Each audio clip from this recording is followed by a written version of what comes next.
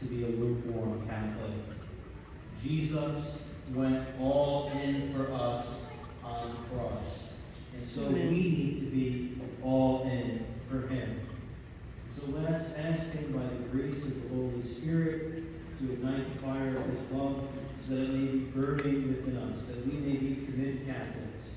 Catholics who not only know about God, but who know God personally and who seek to make his love known to the salvation of the world.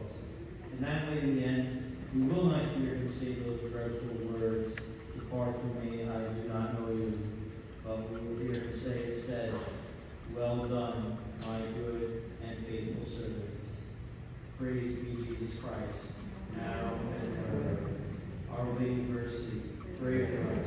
Saint Joseph, pray for us. Saint Bartholomew, Pray for pray for us. us.